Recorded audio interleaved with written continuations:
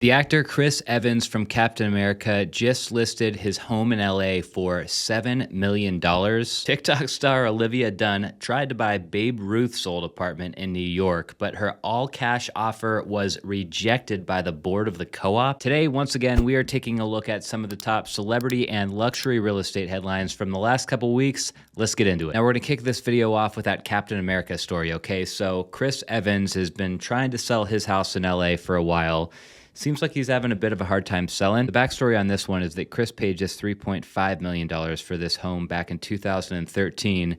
And this place was important to him. It houses the gym where he trained for his Captain America role in the Marvel movies. Kind of a big ask on this one, $7 million for just 4,500 square feet. So that puts us at like $1,500 per square foot. The house was built in 1940, so it does have slightly lower ceilings and sort of a chopped up floor plan compared to what you see in like a newer house. The views though, come on. I mean, that's what this place is all about. Look at that hood over the range. Like, I don't know if this is a house or a restaurant. The master bedroom's a good size. You got your own private balcony plus a TV hanging from the ceiling. This is that gym they were hyping up in the article and in the listing description. They're not shying away from the fact that this is an iconic gym right here. We're sitting on 3/4 of an acre here, which usually doesn't mean a whole lot with these hillside lots, but the fact that he extended this yard, I'm not gonna lie, that's a pretty big perk. For our next story, let's check this one out. Bella Thorne recently listed her Alice-in-Wonderland themed house, and she's asking $4 million. Bella worked with designer and florist Kristen Alpa for some of the colors and interior details here, which are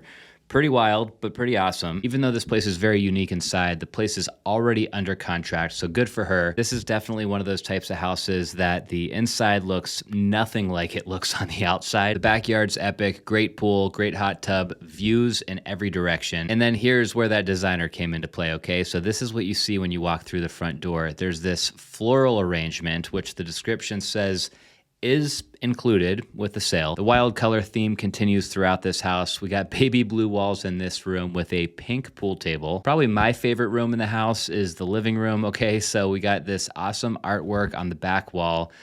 Furniture's a little crazy, but look at these cloud things that are hanging off the ceiling. Here's the dining room. Here's some other crazy floral installation out back. This is what it looks like when you get to the top of those stairs at the entry. Something tells me that whoever does end up buying this house is more than likely going to come through and make everything much more neutral. It's pretty easy to do. I mean, if you came through with your paint crew and just painted all the walls white, this house would go back to being pretty normal. And honestly, a neutral paint job might add like $500,000 worth of value to this place too. All right, no celebrity attached to this next story, but the listing caught my eye.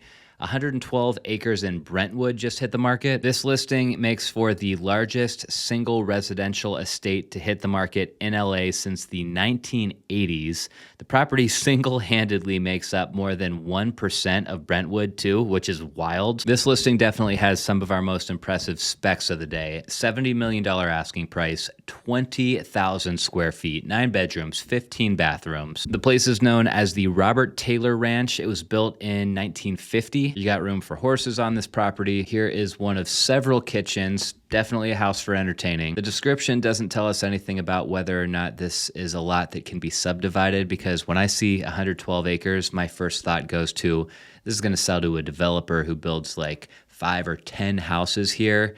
I don't know though, this house is nice enough and the price is actually reasonable enough for what you get that it wouldn't surprise me at all if someone came through and paid 50 or 60 million bucks for this place after it sits on the market a little while. And then that person just buys this place and settles into it. They might not even live here full time, but it's an amazing property. Yes, a high maintenance property, but this place is epic. I want to wrap today's video up with kind of a funny story. So we've got this TikTok star named Olivia Dunne.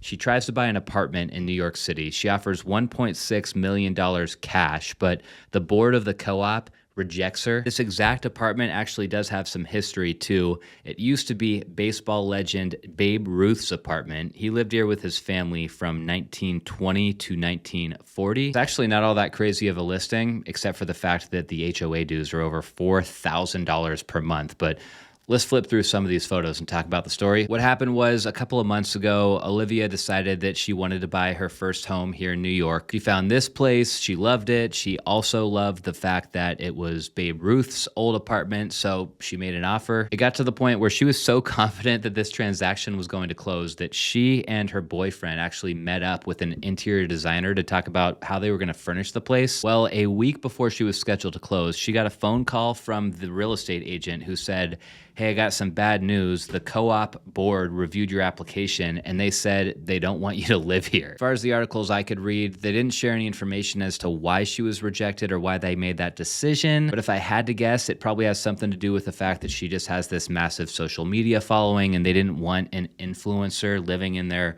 quiet little intimate building and potentially attracting all this attention. That's a wrap for this week's episode, you guys. If you enjoyed it, don't forget to hit the subscribe button down below before you go. We're putting new videos like this one out every Monday here on the Estate Media YouTube channel. So if you want to catch those, hit subscribe and I'll see you then.